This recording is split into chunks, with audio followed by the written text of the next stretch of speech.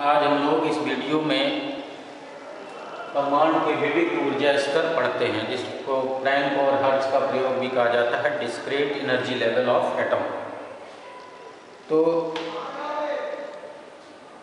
Planck के quantum सिद्धांत के अनुसार जो विकिरण ऊर्जा होती है वह ऊर्जा के छोटे छोटे बंडलों के रूप में होती है, जिन्हें फोटान कहते हैं। किसी एक फोटान की ऊर्जा h न्यू होती है, जहाँ प्लैंक कांस्टेंट है, और न्यू विकिरण की आवृत्ति।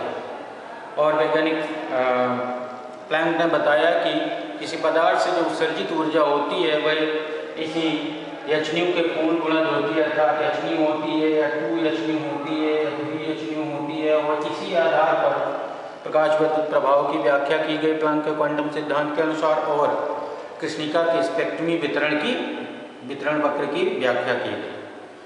अब वैज्ञानिक फ्रैंक और हर्ट्ज ने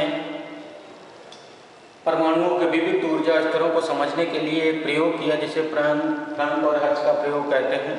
इन्होंने विभिन्न ऊर्जा के इलेक्ट्रॉनों को एक हाइड्रोजन वाष्प से भरी नलिका में से गुजारा, यानी हाइड्रोजन के उससे Hg मरकरी Hg के परमाणुओं से टकराया।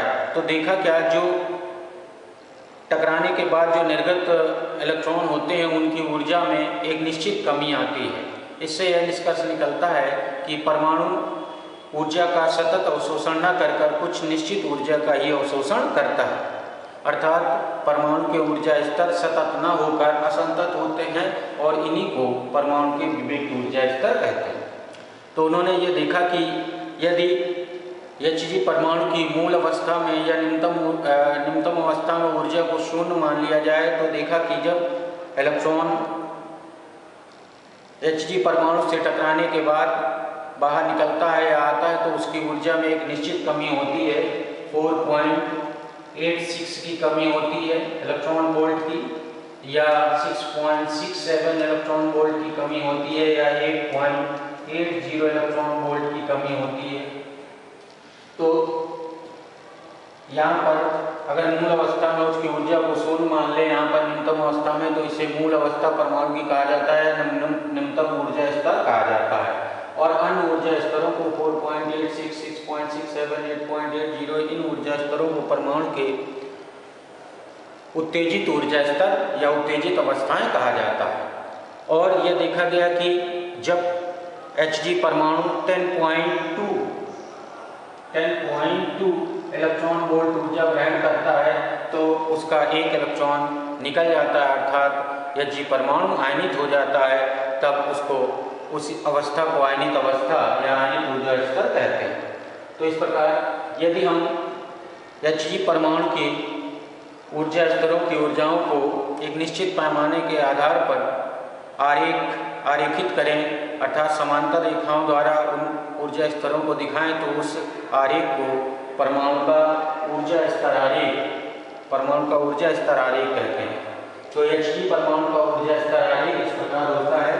यह Hg परमाणु है और इसकी जो n=1 में ऊर्जा होती है वो 0 इलेक्ट्रॉन वोल्ट होती है। मूल अवस्था में हम इसको 0 ऊर्जा मानते हैं। उसके बाद ये इसकी जो दूसरी अवस्था में ऊर्जा होती है वह n=2 में यह 4.86 इलेक्ट्रॉन वोल्ट होती है, और तीसरे में n=3 में 6.67 इलेक्ट्रॉन वोल्ट होती है, और 4 में 8.86 इलेक्ट्रॉन वोल्ट होती है। और फिर इसकी आयनिक अवस्था आती है n इसको अनंत कहा जाता है 10.2 इलेक्ट्रॉन वोल्ट होती है। तो इस प्रकार Hg परमाणु के ये ऊर्जा स्तर आरेख दिखाए गए हैं। तो जब Hg परमाणु 4.86 ऊर्जा का अवशोषण करता है तो अपनी मूल अवस्था से n=2 में आ जाता है, और जब 6.6 का अवशोषण करता है ऊर्जा का, तो 6.67 यानी तीसरे ऊर्जा स्तर में आ जाता है, और ये चौथे ऊर्जा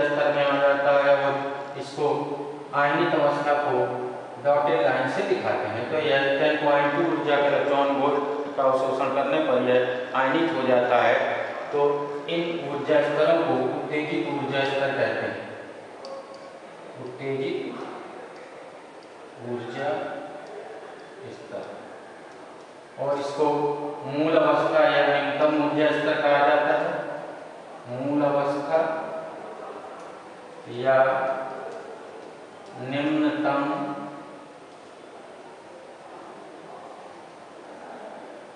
मूल अवस्था या निम्नतम ऊर्जा स्तर कहते हैं। तो ये, और इसको कहा जाता है आयनिक अवस्था।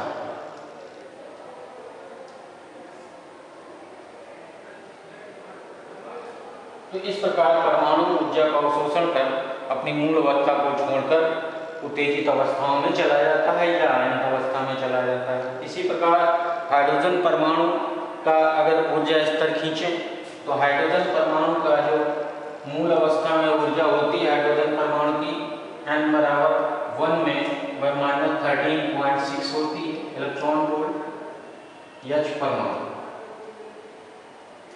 तो ये है H परमाणु का ऊर्जा स्तर आरेख, और n बराबर जो 2 होता है उसमें 2 के स्क्वायर का भाग देते हैं 4 का, तो 3.4 इलेक्ट्रॉन वोल्ट आता है। और तीसरा ऊर्जा स्तर होता है n बराबर 3, तो -1.51 इलेक्ट्रॉन वोल्ट होता है। इसी प्रकार जो चौथा होता है तो वह n बराबर 4 हो गया और इस 0.85 इलेक्ट्रॉन वोल्ट होता है। और एक आयनिक अवस्था होती है इसकी जो 0 एनर्जी की होती है, इसको n बराबर अनंत कहा जाता है। तो इस प्रकार जब हाइड्रोजन परमाणु ऊर्जा का अवशोषण करता है तो वह मूल अवस्था को, इसको मूल अवस्था कहा जाता है और इनको उत्तेजित अवस्थाएं कहा जाता है। उत्तेजित अवस्थाएं या उत्तेजित ऊर्जा स्तर कहा जाता है, इसको मूल अवस्था कहा जाता है। मूल अवस्था। तो इस प्रकार हाइड्रोजन परमाणु इन ऊर्जाओं का अवशोषण कर मूल अवस्था को छोड़कर किसी उत्तेजित अवस्था में या आयनिक अवस्था में चला जाता है। ये इस प्रकार से। तो ये है हाइड्रोजन परमाणु का ऊर्जा स्तर आरेख और ये है Hg परमाणु का ऊर्जा स्तर आरेख। अब हम लोग समझते हैं कुछ परिभाषाएं, जैसे मूल अवस्था या न्यूनतम ऊर्जा स्तर। तो मूल अवस्था या न्यूनतम ऊर्जा स्तर की हम लोग परिभाषा समझते हैं।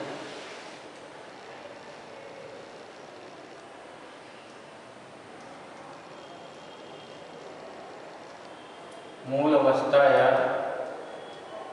निम्नतम ऊर्जा स्तर,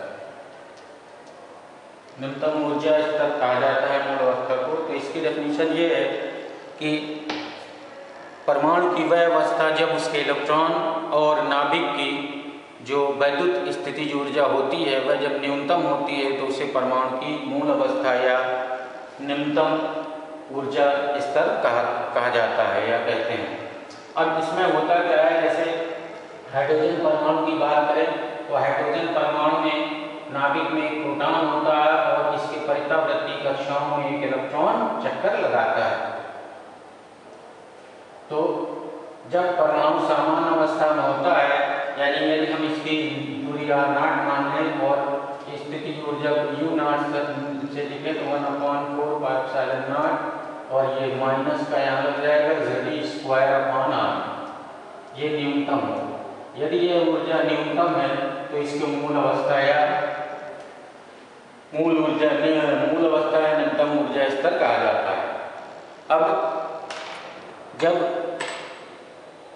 दूसरा है, अब इसके बाद उत्तेजित अवस्थाएं आती हैं और फिर आयनिक अवस्था आती है। तो किसी परमाणु को उत्तेजित किस प्रकार से किया जाता है इसको समझते हैं। तो उत्तेजित करने के लिए हम लोग परमाणु को उत्तेजित करने के लिए किसी इलेक्ट्रॉन को त्वरित करके परमाणु से टकराया जाता है। तो मान लीजिए कि ये एक फिलामेंट हो गया, इसको निम्न विभव की बैटरी से जोड़कर इसको गर्म किया जाता है और यहाँ पर हम लोग हाई वोल्टेज, ये लो टेंशन बैटरी होती है और यहाँ पर हम लोग हाई टेंशन बैटरी यूज कर लेते हैं।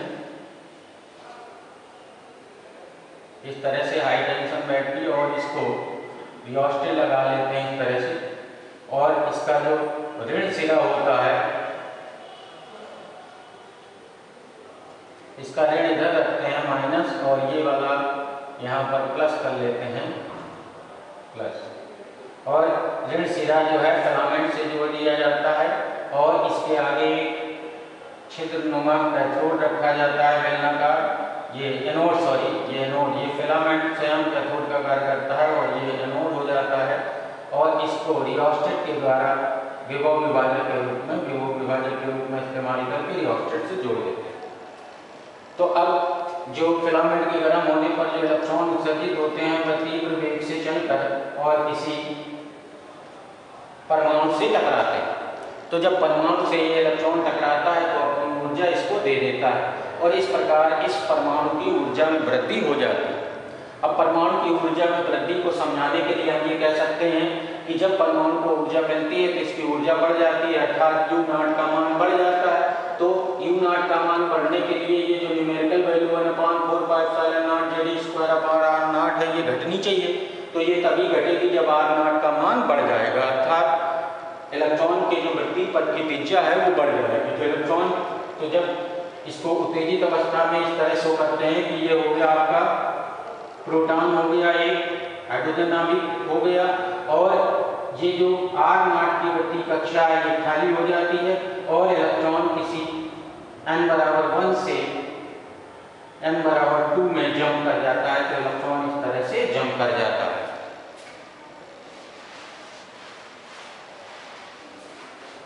तो इस प्रकार से किसी परमाणु को उत्तेजित किया जाता है। तो अब इलेक्ट्रॉन यहाँ से आकर यहाँ आ जाता है, इस जगह पर आ जाता है, यानी इसको यहाँ पर बना लिया जाए तो ये इलेक्ट्रॉन यहाँ पर आ जाता है।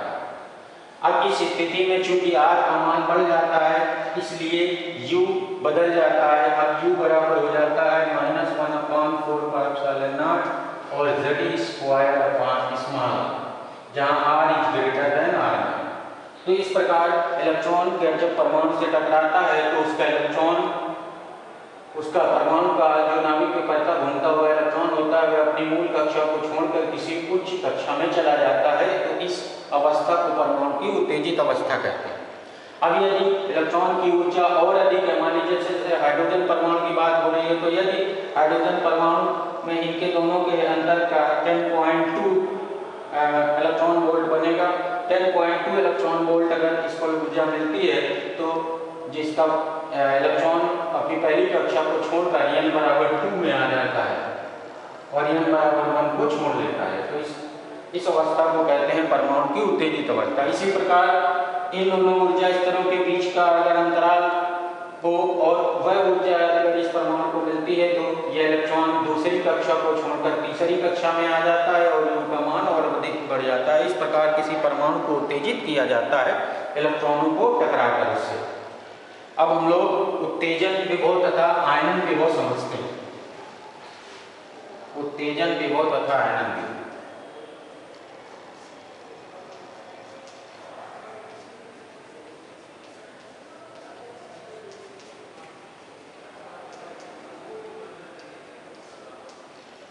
उत्तेजन विभव तथा आयनन। तो अब उत्तेजन विभव यहाँ पर ये हाई टेंशन जो बैटरी है, हाई टेंशन बैटरी का ऋण सिरा इससे जुड़ा है तो इसको 0 पर मान सकते हैं। एनोड का जो विभव होगा उसी को हम लोग त्वरक विभव कहेंगे। तो हम ये कह सकते हैं कि एनोड का वह त्वरक विभव, या यूँ कह लीजिए कि वह त्वरक विभव केवल वह त्वरक विभव जो इलेक्ट्रॉन को इतनी गतिज ऊर्जा दे दे कि वह किसी परमाणु से टकराकर उसे उत्तेजित कर सके, तो उसे उत्तेजन विभव कहते हैं। तो यदि पहली उत्तेजित अवस्था में पहुंचा दे परमाणु को n=2 में तो प्रथम उत्तेजन विभव कहलाता है। अगर n=3 में पहुंचा दे तो उसको द्वितीय उत्तेजन विभव कहते हैं। इसी तरह से हम प्रथम उत्तेजन विभव, द्वितीय उत्तेजन विभव आदि की परिभाषा कर सकते हैं।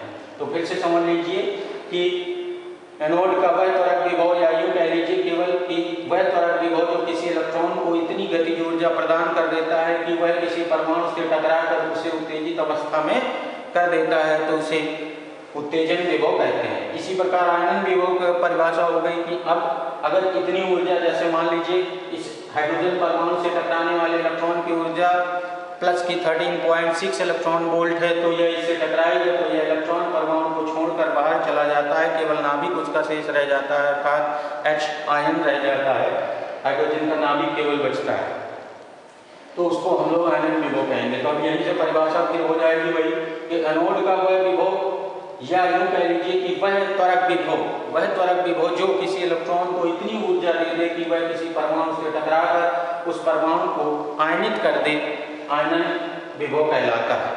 तो ये परिभाषा आयनन विभव की है। अब जैसे हाइड्रोजन परमाणु का जो आयनन विभव निकालते हैं, हाइड्रोजन H परमाणु का आयनन विभव, H परमाणु का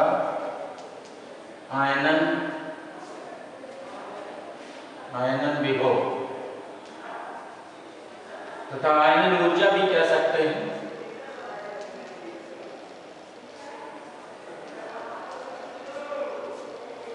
तो हाइड्रोजन परमाणु में हम लोगों ने पढ़ा कि किसी अन्य स्थायी कक्षा में चक्कर लगाते जो इलेक्ट्रॉन की ऊर्जा होती है वह -13.6 अपॉन n² इलेक्ट्रॉन वोल्ट होती है।